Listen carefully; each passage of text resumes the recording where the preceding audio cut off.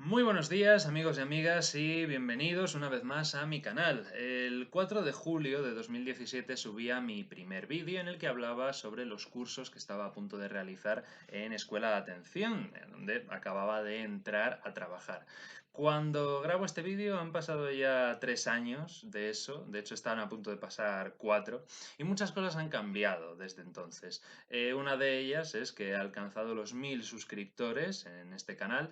Así que por ello quiero expresaros mi más profundo agradecimiento, porque sin vosotros lo que yo hago no serviría de nada. Así que muchísimas gracias por estar acompañándome en todos los vídeos, por estar al otro lado de la pantalla. Para celebrar que ya somos 1000 amigos y amigas, he decidido grabar este vídeo especial en el que quiero responder a algunas preguntas que me habéis ido haciendo a lo largo de la historia del canal, además de contaros un poquito mi relación con las religiones y con ese maravilloso y a la vez extraño concepto llamado religión. Y podréis decirme, pero es que no son lo mismo, es que yo pensaba que tú te dedicabas a la mitología. Bueno, pues quedaos a ver el vídeo y lo descubriréis todo a su debido tiempo. Bienvenidos a este especial 1000 suscriptores, soy César y esto es El Circunpunto.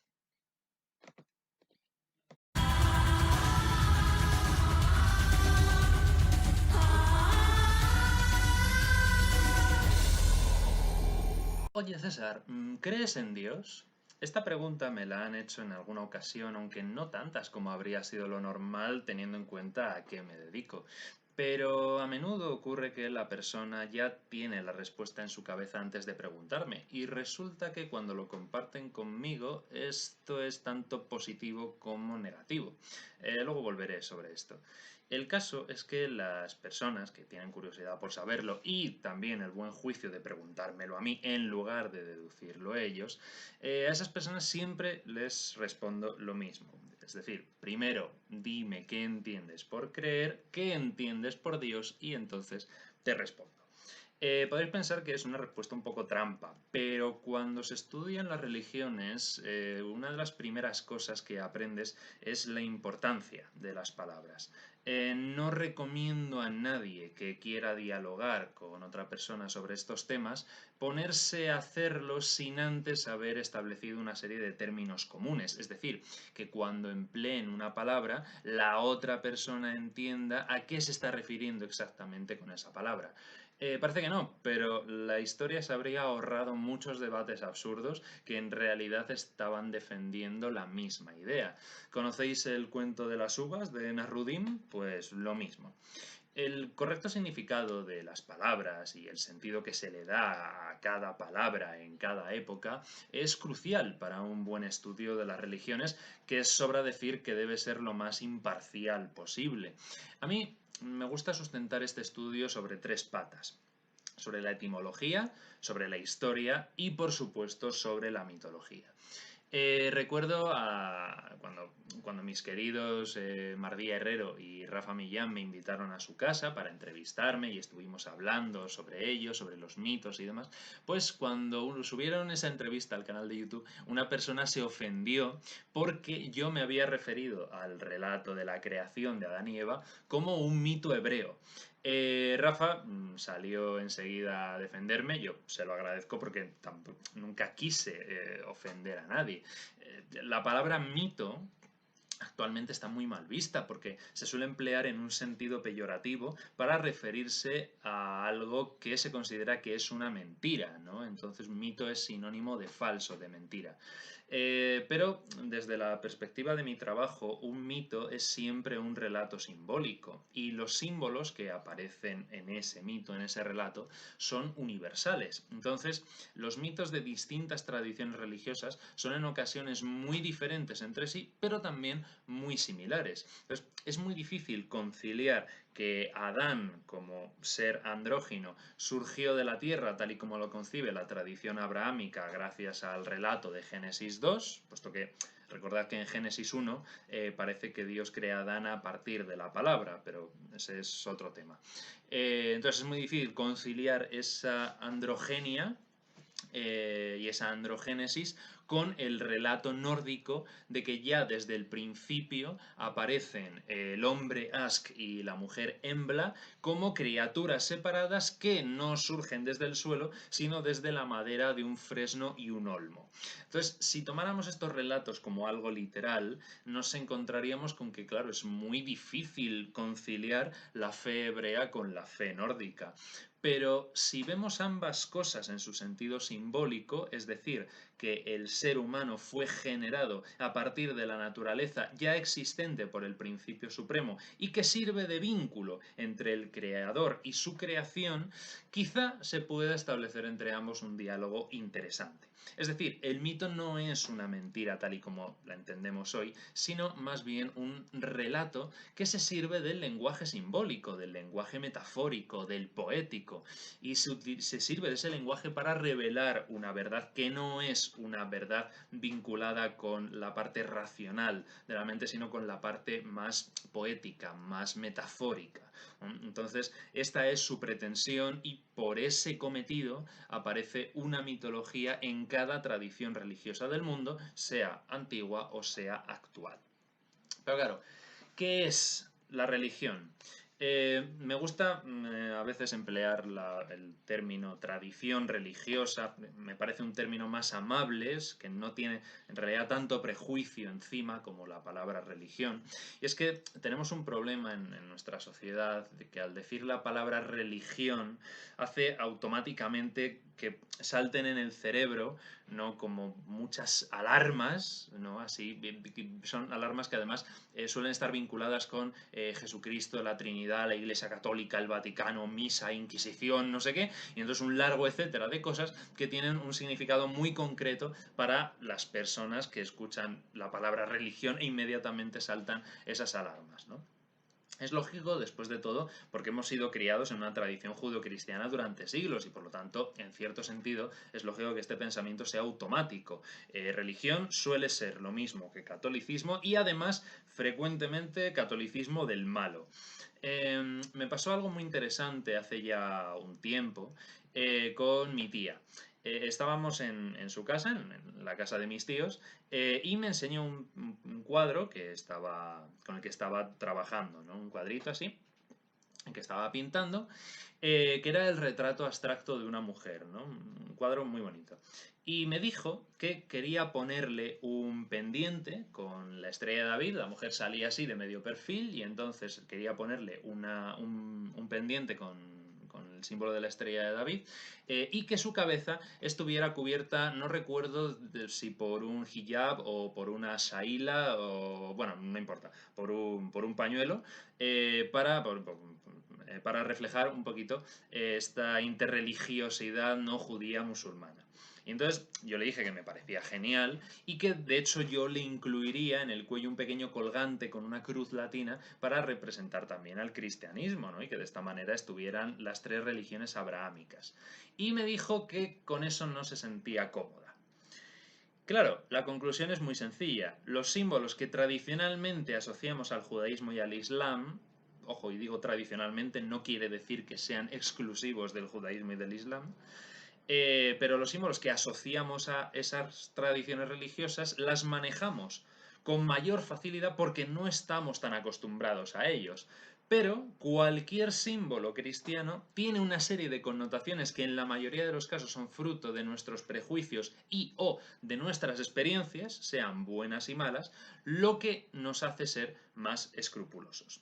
Sean buenas o malas, no buenas y malas. Las experiencias pueden ser buenas o pueden ser malas y en función de cómo nos hayamos relacionado con esos símbolos tendremos una serie de ideas sobre ellos u otra serie de ideas. Pero desde luego a una persona, desde luego de un ambiente cristiano católico, siempre va a tener más conocimientos, más informaciones asociadas a un símbolo concreto con el que se ha relacionado mucho más que con otro con el que no se ha relacionado o con el que se ha relacionado solamente a través y a partir de prejuicios o de ideas preconcebidas o desde luego de un margen y un ámbito muy limitado de una tradición religiosa concreta. Entonces, ¿cómo definimos religión? Bueno, esto es algo extraordinariamente difícil.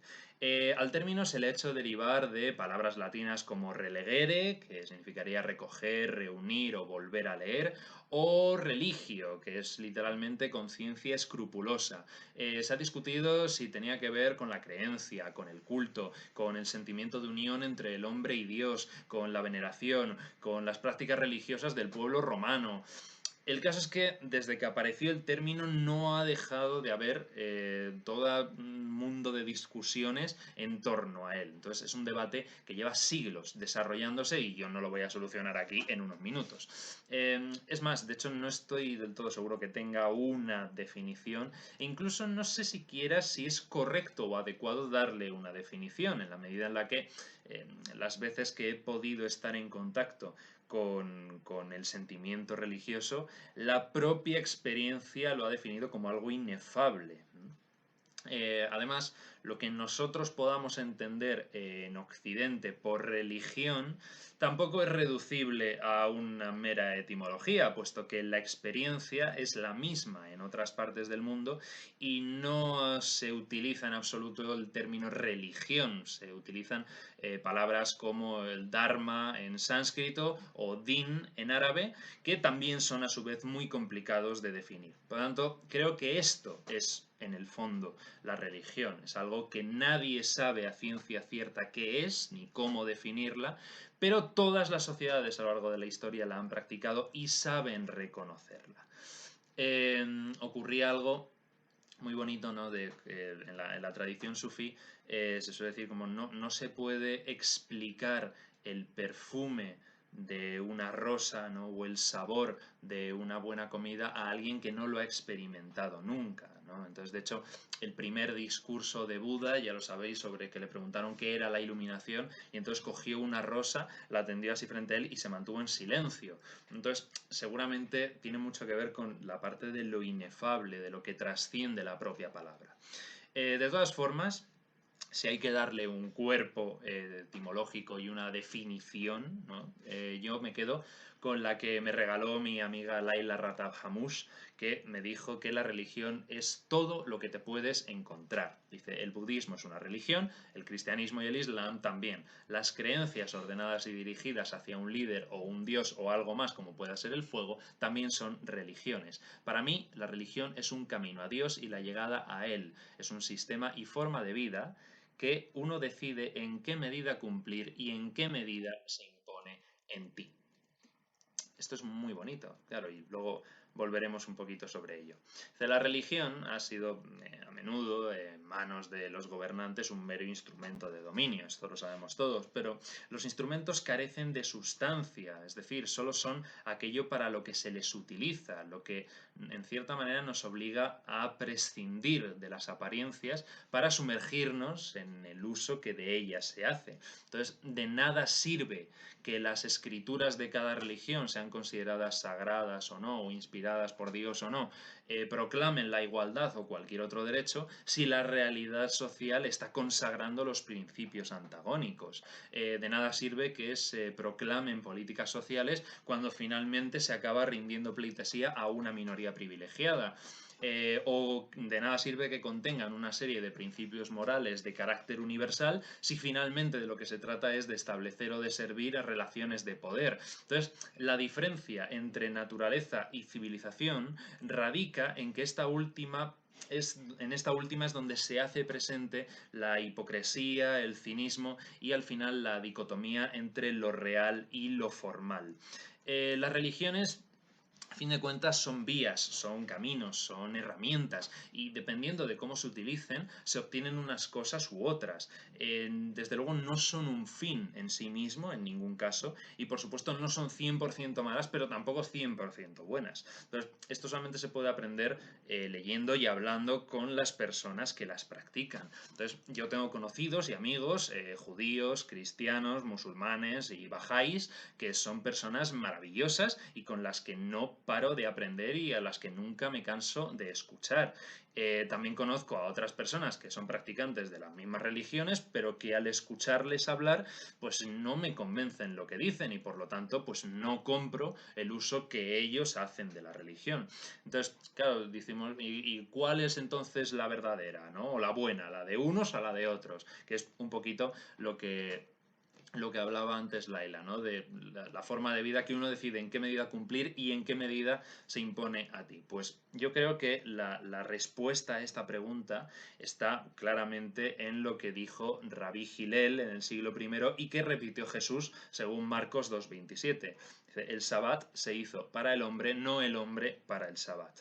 Entonces, ¿qué significa esto? Que en cuestiones de religión el hombre es siempre la medida y por lo tanto cada ser humano ha de experimentar la religión en la forma que considere, siguiendo aquello con lo que su alma se sienta plena y rechazando lo que le genere sufrimiento. Entonces, seguro habrá muchos integristas que defenderán que cada religión es un monolito y que si aceptas unas cosas las tienes que aceptar todas, te gusten o no te gusten. Por suerte, también hay muchos practicantes de todas estas religiones que abren un poco más el abanico y que no conciben ninguna sagrada escritura como molde para el ser humano, sino más bien como guía y directriz. Entonces, hay de todo y seguirá habiendo de todo por los siglos de los siglos y allá cada quien con su moral. Pero esto es lo que yo he visto, personas practicantes que viven una religión de acuerdo con su propia naturaleza y personas que hacen lo mismo y que además pretenden obligar a los demás a seguir su modelo. Entonces, a menudo me he encontrado con personas que tratan de imponer la regresión a valores predemocráticos, donde la libertad religiosa solo se aplicaba a los católicos, ya ni siquiera a los cristianos en general. Por supuesto, dentro de la más estricta ortodoxia. O sea, personas que no concebían la existencia de sentimientos religiosos en personas de otras confesiones y que consideran que su verdad es la única verdad posible, ¿no?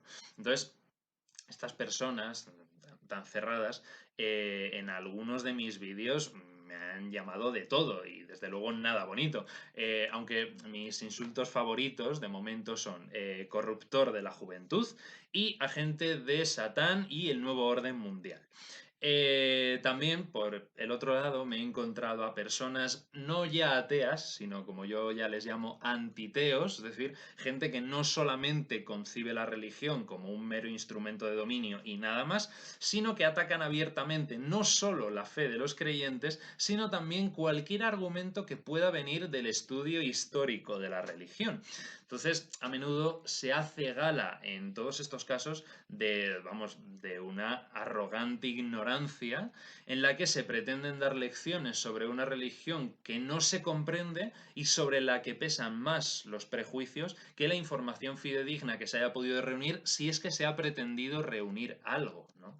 Entonces, claro, este tipo de personas con las que, insisto, me he encontrado muchos, dice que bueno, pues llegan a defender que, por ejemplo, el cristianismo se inventó en el 325, en el primer concilio de Nicea, o aún mejor en el año 303. O sea, el año 303, el mismo año en el que Armenia se convierte oficialmente al cristianismo y el emperador Diocleciano comienza la mayor persecución de cristianos vista hasta la fecha. Entonces, en el mismo año lo inventan y lo persiguen. Pues si vosotros lo entendéis, por favor, explicádmelo en los comentarios. En fin, que no, que los que defienden estas peregrinas teorías que no aceptan el menor análisis histórico, pues te llaman de todo, siervo de la Iglesia Católica, marioneta de los masones, ignorante que cree en un Dios inventado. Entonces, como veis, es muy curioso porque unos y otros acusan al mismo tiempo de ateo, rabioso, conspirador y de creyente ciego a los hilos ocultos que nos gobiernan desde el Vaticano. En fin, todo muy loco y muy incorrecto, claro. O sea, lo que me he encontrado en YouTube, porque en Facebook y en Instagram tengo más suerte, son posiciones tan extremas que no conciben que alguien pueda estudiar la religión sin ser religioso. Y además que ser religioso implica para estas personas ser literalista en unos casos, y pobre ignorante marioneta de la curia romana para los otros, ¿no? Esto es como si la religión solamente fuera el Vaticano. O sea, no, señores, o sea, la religión se puede estudiar de una manera imparcial y es más, creo que hay que estudiarla para evitar posturas como las que tan a menudo han aparecido en este canal, ¿no? Que muchas veces además se manipulan los hechos para respaldar unas conclusiones. Y por otro lado, a la gente que es muy, muy religiosa, como decía Javier Meloni, cuando más profundizas de corazón en tu propia vía espiritual, más entiendes a las demás personas que profundizan de corazón en la suya. Entonces, vivimos, en sus propias palabras, en un tiempo de síntesis, ¿no? Entonces, las religiones pueden reconocerse e interactuar unas con otras sin necesidad de mezclarse y resultar un pastiche enmarañado de ideas más o menos metafísicas y sobre todo de experiencias. Entonces, el estudio de la religión es un campo de estudio apasionante y desde luego no hay insulto lo suficientemente elaborado que me haga abandonar mi tarea. He dicho. Y además, con las preguntas tan interesantes que me formuláis, pues como para dejarlo de lado. O sea, aquí os traigo, por ejemplo, una pregunta que me hizo Viviana en un directo, que contesté en su momento, pero que quiero traer de nuevo a coalición a raíz de este vídeo. Me preguntaba, ¿con el significado simbólico no estás haciendo referencia al mito? No, el mito es lo que contiene el significado simbólico. El mito, tal como lo entiendo y lo trabajo, como he dicho antes, es siempre un relato simbólico y todos los elementos que intervienen en él, personajes, objetos, espacios, etcétera, son precisamente los símbolos que hay que ir desentrañando. Por decirlo de alguna manera, el mito es el vehículo de los símbolos a través del cual se relacionan. Por lo tanto, no es lo mismo, pero sí están íntimamente relacionados. El mito es de alguna manera el relato que conecta los símbolos. En otro directo, Boudica preguntaba lo siguiente. El mito es una construcción. ¿Cómo de compartida tiene que ser para que se considere un mito? Cuando una historia se empieza a llamar mito. Por otro lado, el mito a veces se construye sobre hechos históricos, otras veces no. Cuando es así, ¿no es lícito investigar la historia o realmente da igual porque el mito supera a la realidad? Un mito es muy difícil de construir. Primeramente es un relato antiquísimo del que se desconoce el autor y siempre surgen, o casi siempre surgen, en mitad de una tradición oral. Esto lo comparten con muchos de los cuentos tradicionales. Si bien algunos son invención de sus autores, como por ejemplo Pinocho o La Bella y la Bestia, hay otros, por ejemplo los que están recopilados por los hermanos Grimm, que beben de esa tradición oral y que nadie sabe en realidad cuándo aparecieron en el imaginario colectivo. ¿Qué diferencia entonces al mito? Pues que es un relato simbólico que pretende establecer un diálogo con la trascendencia. Ahí está el asunto. O sea, no se puede hablar de mitología fuera del contexto religioso, puesto que el mito y la mitología es uno de los pilares sobre los que se asienta cualquier religión. Entonces, el mito otorga un indicio de trascendencia. Los primeros textos de la Biblia, por ejemplo, solamente empezaron a ser considerados sagrados cuando se introdujeron en un contexto ritual que los alejaba de la vida ordinaria y del pensamiento secular. Y un mito, además, genera civilización, genera comunidad. Por lo tanto, el mito es una especie de sello de civilización que engendra cultura. Por lo tanto, la aceptación del colectivo tiene que ser eso, a nivel de civilización, para que se considere un mito y además suele ser también mito fundacional, en el sentido de que aporta identidad a esa civilización y a esa cultura. Respecto a la pregunta de si es lícito investigar la historia que dio origen a un mito concreto, es por supuesto perfectamente lícito y en ocasiones es verdad que resulta muy interesante. Pero, como hemos dicho ya antes, lo que hace especial al mito es su vínculo con la trascendencia. El mito, en efecto, supera la realidad y, de hecho, no fue hasta el siglo XIX que se empezaron a considerar y a tomar algunos mitos, sobre todo los contenidos en la Biblia, como verdades literales. Entonces, hay que tener claro que el mito nunca ha buscado y no busca establecer un origen fidedigno, real y objetivo de los hechos, de los acontecimientos, porque su lenguaje es el de la poesía, no el de la historia. Entonces, a lo largo de los siglos, las grandes figuras de las religiones han insistido constantemente en que una lectura exclusivamente literal de los textos sagrados no es ni recomendable ni deseable. Entonces, ya sabéis, la letra mata el espíritu. Por eso se prefería la tradición oral, porque así el mensaje contenido en el símbolo se mantenía vivo. Sin embargo, al ponerlo por escrito, o bien se explicaba que no era el lugar para hacerlo, o bien se corría el riesgo efectivamente de quedarse con una lectura completamente literalista. Y bueno, y ya para terminar el vídeo, que va saliendo muy largo, os dejo con la última pregunta. Bárbara EV, en el vídeo que subí sobre David y los gigantes, el último que hice, pregunta concretamente para este vídeo: ¿quién fue Jesús de Nazaret? Me he dado cuenta de que nunca lo he sabido. Esta es la pregunta que todos los que vivimos en el occidente judeocristiano deberíamos hacernos al menos una vez en la vida e intentar contestar con corazón sincero.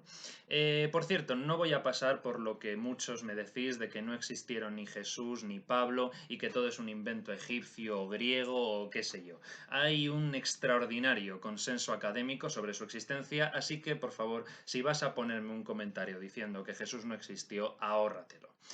La conclusión a la que se ha llegado hasta el momento, que es ampliable y mucho, es lo que tiene la investigación, es que defiende que hay tres tipos de imágenes de Jesús. La primera es el Jesús de hecho, que sería una relación de todo lo que nos puede interesar de él, la fecha exacta de su nacimiento y muerte, detalles reveladores de su familia o entorno, cómo se llevaba con ellos, cómo creció, cómo y dónde ejerció su oficio antes de su vida pública, qué aspecto tenía, cuáles eran sus preferencias respecto a la comida y a la bebida, si era propenso o no a caer enfermo, qué humor tenía, si los habitantes de Nazaret tenían una relación cordial con él o no. Las fuentes sobre todo esto no nos dicen nada, por lo que toda construcción que podemos hacer sobre estos datos es aventurada completamente y en la mayoría de los casos resulta fantasiosa. La segunda imagen es el llamado Jesús histórico. Aquí hay división de opiniones. Algunos estudiosos y una escuela de pensamiento que afirma que no se puede decir nada sobre esta figura, tampoco igual que sobre el Jesús de hecho, por lo que prefieren guardar un respetuoso silencio.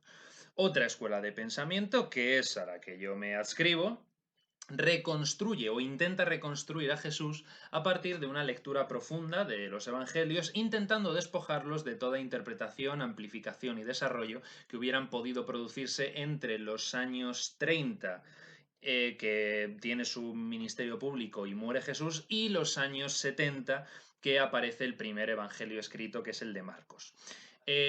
Como digo, hay estudiosos que dicen que esto no se puede hacer, pero yo personalmente he visto algunos casos de algunos investigadores que lo han hecho en el que, lógicamente, sí se puede hacer. Por ejemplo, el episodio más claro es el del bautismo, ¿no? Los 4 evangelios, cómo van intentando arreglar el problema teológico que supone el bautismo, ¿no? Entonces, cuando hay una supuesta contradicción de un pasaje evangélico con la imagen del Jesús que se quiere vender, que es la tercera, a la que vamos a contar ahora, pues a lo largo de la historia evangélica se intenta arreglar y se intenta adornar para que no choque con la cristología que se está desarrollando. Entonces, si fuera realmente una creación primera, literaria, completa de Jesús, no tendría ningún sentido que fueran los propios evangelistas los que se estuvieran poniendo tropiezos en su historia, ¿no? Digamos que estaría todo mucho más consensuado y sería mucho más lineal, y no es así. Hay muchas contradicciones en los evangelios por esto, por el desarrollo de la cristología. Y hecho, la cristología nos da la tercera imagen de Jesús, que es el Jesús de los evangelios, que responde precisamente al retrato dibujado por los evangelistas. Esta imagen, a la que yo también llamo el Jesús Cristo, se genera a través de una disposición muy selectiva del material sobre Jesús a fin de promover y fortalecer una fe que acerque a las personas más a Dios. Si os interesa saber de forma muy resumida lo que seguro sabemos sobre el Jesús histórico, hice hace tiempo un vídeo sobre el tema, que os lo dejo por aquí. Y nada, y hasta aquí llegaría el vídeo de hoy, este especial 1000 suscriptores. Espero que os haya gustado, gracias por haberme acompañado una vez más. Y también permaneced atentos, porque pronto habrá en el canal un vídeo muy especial que muchos de vosotros me habéis dicho que lleváis tiempo esperando. Así que, atención. Nada, cuidaos mucho, por favor, respetad las directrices sanitarias y por la sombra y, como siempre, Ultrella.